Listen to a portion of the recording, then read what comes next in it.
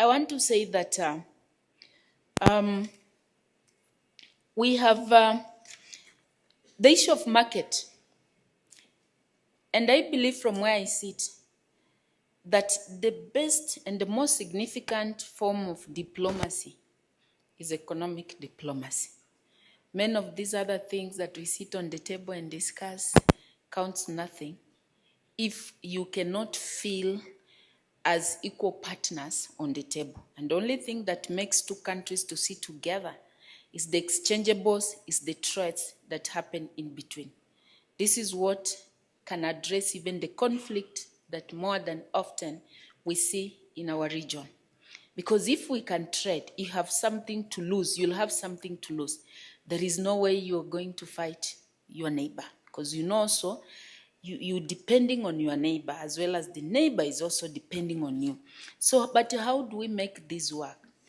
We need to start having African homegrown institution that will come up with African financial system, for example. Because a lot of time, and not just to the Christian Africans, but everybody else who is in this space, we have opportunities under the AFCFTA today, which is heavily underutilized. Last year, we adopted the AFCFTA Secretariat, finalized on the protocol of youth and women in trade.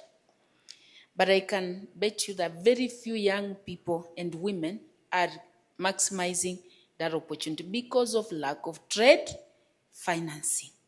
The other issue there is payment system and all those other infrastructure. It takes you more than 70 days to take your goods, let's say to Nigeria, when in Europe, it will take you less than a month.